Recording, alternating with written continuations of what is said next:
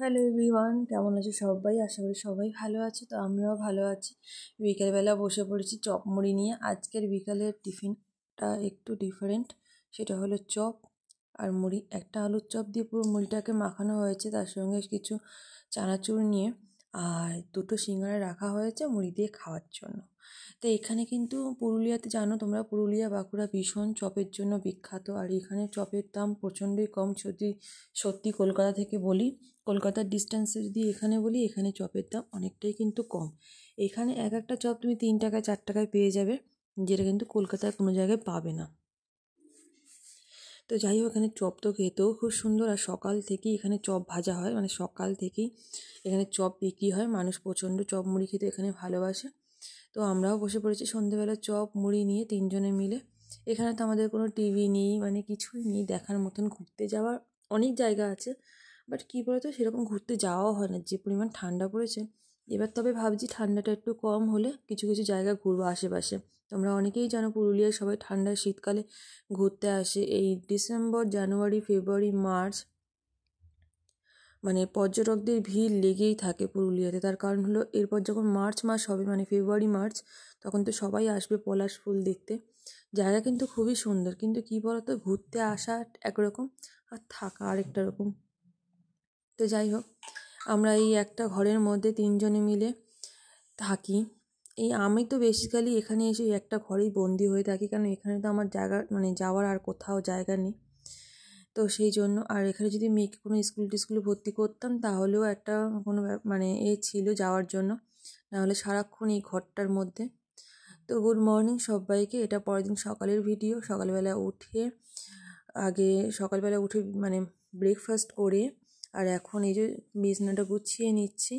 আর যেই পরিমাণ ঠান্ডা না, প্রচণ্ড ঠান্ডা। যেহেতু আমি একভাবে কাজ করে যাচ্ছিলাম, তো আমার সেভাবে ঠান্ডা লাগছিল না, ওই জন্য দেখো আমি সোয়েটারও পরিনি। আসলে সোয়েটার পরে আমি কাজ করতে পারি না তাড়াহুড়ো করে, তো সেই জন্য। আর এখন বিছানাটা গুছিয়ে নিচ্ছি, তার কারণ সকালের খাবার খাবো।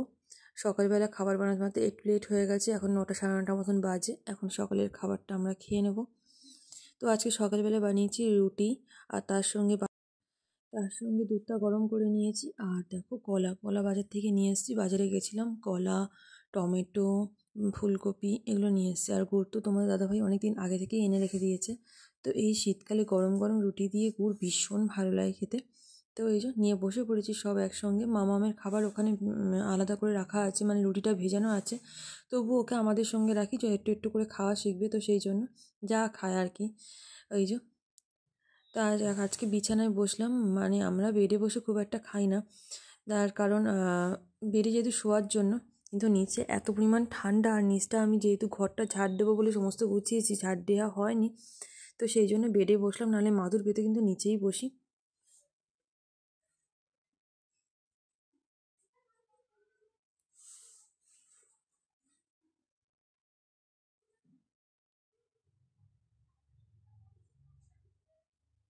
তো বেড কভারটা কিন্তু রাত্রিবেলা আমি চেঞ্জ করে দিয়েছিলাম ঘুমানোর সময়। যেহেতু গুড় পরে চটচটে, মানে চ্যাটচ্যাটে হয়, দুপুরবেলা চেঞ্জ করা হয়নি, রাত্রে আমি চেঞ্জ করে দিয়েছি।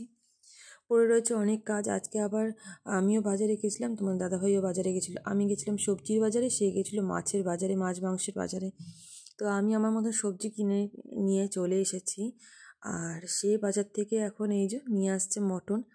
তো দেখো, এখান থেকে নিচটা দেখা যায় না, তার কারণ হলো আমাদের এখানে জালটা দিয়ে দেওয়ার জন্য। আর অত ভালো দেখা যায় না বাইরেরটা। আর কী বলতো, জালটা দেওয়া হয়েছে তার কারণ হলো, এখানে তো ভীষণ পোকামাকড়ের উৎপাত, তো সেই জন্য জালটা দিয়ে রাখা ভালো। এক প্রকার বর্ষাকালে প্রচণ্ড পোকা হয় এখানে অনেক রকম। কিন্তু এই যে এপাশ থেকেও আমাদের একদম রোদ আসে না, ওই হাওয়াটুকু আসে। তো জানলা খুব একটা খুলি না, মাঝে সাঝে তাও খুলি, কারণ জানলা না খুললে ঘরটা পুরো যেন বদ্ধ বদ্ধ লাগে। এই যে এখন মেয়ে বাপ খাচ্ছে, আর আমিও বসে আছি, ভাবলাম একটু ভিডিও করি, তো সেই জন্য। এরপর চলে যাবো দুপুরে রান্না বান্নাতে। ঘর মুছতে হবে, ঝাড় দিতে হবে, জামা কাপড় কাচার আছে, সমস্ত ভিজিয়ে রেখে এসেছি। তো সমস্ত কিছু একার হাতে, যদিও বা সব অল্প অল্প সব কিছু। তো এই যে আমার জামা কাপড় কাচা ধোয়া মেলা সব হয়ে গেছে। আর দেখো, এখানে আমি চলে এসেছি, ভাত বসিয়ে দিয়েছি, মটন রান্না করব। এখানে দুজন মিলে চলে এসেছি দেখার জন্য। তো এমনি জাস্ট এসেছিলো পিছন পিছন, আমি তাই ভিডিও করছিলাম যে আমি রান্না করে, এরাও চলে এসেছে দেখার জন্য। আর মটনে কিন্তু আমি সমস্ত মশলা মাখিয়ে রেখেছি, শুধুমাত্র ঝাল ছাড়া। ঝালটা একদমই আমি দিইনি, মানে অল্প একটুখানি জাস্ট দিয়েছি, ওই একটুখানি যদি 1 চিমটে, আর তেমন দিইনি। তার কারণ হলো মেয়ে খায়, সেই জন্য। আর এই যে এখানকার দেশি মটন,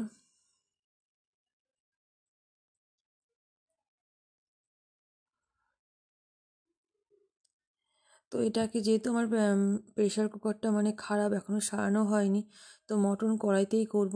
বেশ কষিয়ে কষিয়ে কষিয়ে কষিয়ে অনেকক্ষণ ধরে করতে হবে, তার কারণ হলো এই কড়াইতে আমাকে সিদ্ধ করতে হবে মটনটা। আর আজকে তো দুপুরে ওই যে দেখো প্রেশার কুকারটা পড়ে রয়েছে, ওটাকেও সারাতে হবে, খারাপ হয়ে গেছে। আর কিছু বাসন পড়ে আছে, যেগুলো মেজে ধুয়ে নিতে হবে। খেতে গেলেও বেশ বাসন মানে বেরোয়, কিছু একটু বাসন বেরোয়। আবার রান্না করতে গেলেও এত বাসন বেরোয় যে বাসন সবসময় মেজে থাকতেই হবে, 4বার বা 5বার না, কতবার যে সারাদিন বাসন মাজতে হয় টুকটুক টুকটুক করে। আর যদি না মাজা হয় তাহলে একবারে জড়ো হয়ে যায় গাদাখানিক। এদিকে আমি রান্না করছি, ওদিকে মামাম দেখো আমার স্ট্যান্ডের সঙ্গে কি করছে।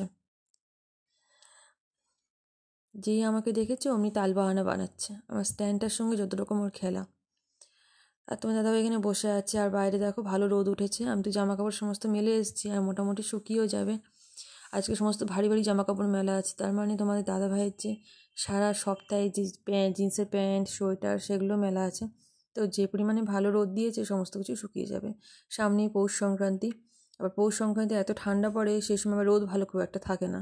তো সেই জন্যই ভাবছিলাম যে না শুকালে আবার পরের দিন দিতে হবে। আমাদের এখানে রোদ উঠতে উঠতে প্রায় বলতে গেলে 10টা 10:30, তারপরে মানে রোদ ওঠে। আর তার আগে ওই মানে সত্যি কথা বলতে সকাল হলেও সেই পরিমাণ রোদের তেজটা থাকে না। তো দেখো এখন মাংসটা কষাচ্ছি, অনেকক্ষণ ধরে কষিয়েছি, প্রায় 1 ঘন্টা থেকে 1.5 ঘন্টা ধরে কষিয়েছি, কষিয়ে কষিয়ে পুরোটা করেছি। সকালবেলা তো দুপুরবেলা তো শুধু এই মাংস আর তার সঙ্গে ভাত, আর কিছুই নেই। রাত্রিবেলা একটু সামান্য ভেবেছি অন্য কিছু করব, একটু কোনো ভাজাভাজি করে নেবো। তো এখানে মেয়ের বাবা মেয়েকে নেল পালিশ পরাচ্ছে। এবার মেয়ে তার বাবাকেও নেল পালিশ পরিয়েছে। তো এই যে পায়ে পরানো হচ্ছে, অপেক্ষা করছে, পায়ে পরানো হয়ে গেলে কিন্তু এবার হাতে পড়বে। এই যে নেল পালিশ করতে মামাম প্রচণ্ড ভালোবাসে ছোটো থেকে, এই যে আবার হাত দিয়ে দিল, পা কমপ্লিট, এবার হাতে হবে নেল পালিশ পরা।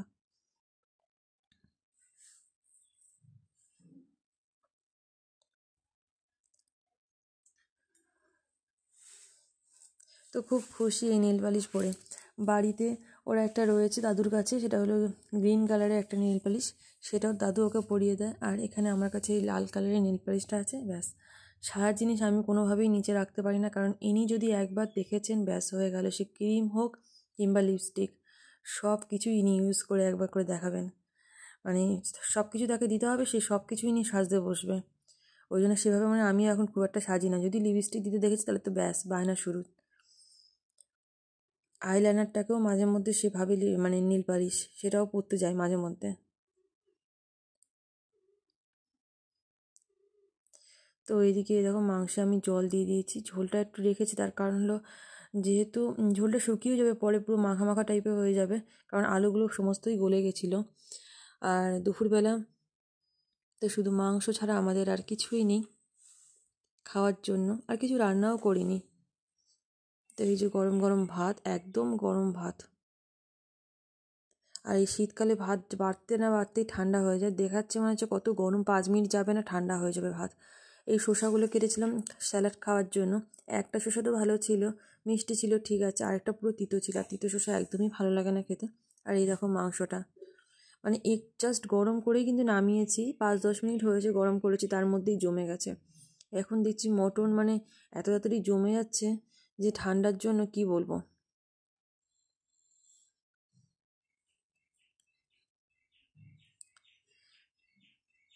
তো এই চালটা না এবার দোকান থেকে যেটা নিয়ে এসেছে খুবই মানে কি বলবো, সেদ্ধ হতে এতটা টাইম লাগে না, প্রচণ্ড টাইম লাগে সেদ্ধ হতে।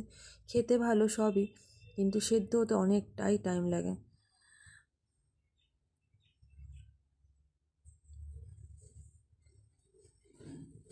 তো পাতে পড়ে গেল গরম গরম মাংস।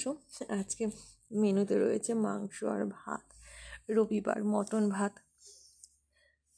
এখানে আসার পরে ইনি আমরা মানে 3 থেকে 4বার মটন খাচ্ছি। কারণ এখানে মটনটা দেশি মটন, আর বাড়িতে মটন সবসময় গেলেই খাওয়া হয় বলে এখানে খুব একটা খাওয়া হয় না আমাদের মটনটা, বেশি চিকেনটাই হয়।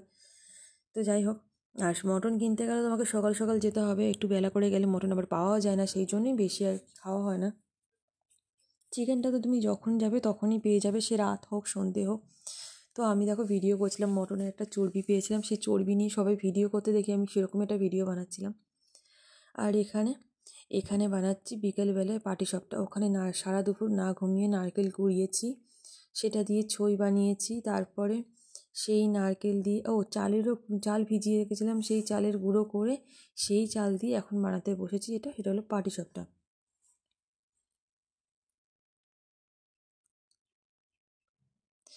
তো চাল দেওয়ার জন্য নাকি জানি না, এই চাল আমি ময়দাটা একদমই দিইনি বলতে গেলে, বেশিরভাগ চালের গুঁড়োটা দিয়ে বানাচ্ছিলাম। আর সত্যি কথা বলতে চালের গুঁড়ো দিয়ে না পাটিসাপটা পুরোপুরি হয় না। আজকে করে দেখলাম তো ভেঙে ভেঙে যায়। ময়দা না অ্যাড করলে পাটিসাপটা চালের গুঁড়ো দিয়ে হয় না।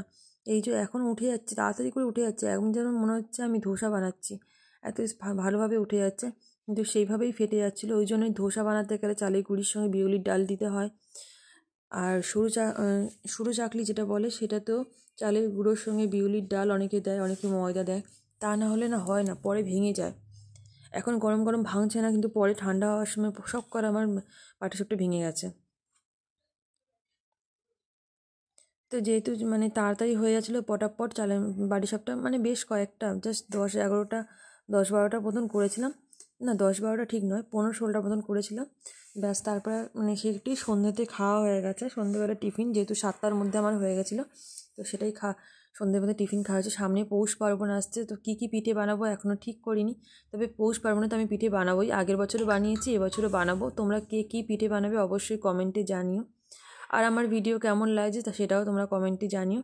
তো চলো আজকের জন্য এইটুখানি, আবার নেক্সট ভিডিওতে আবারও দেখা হবে।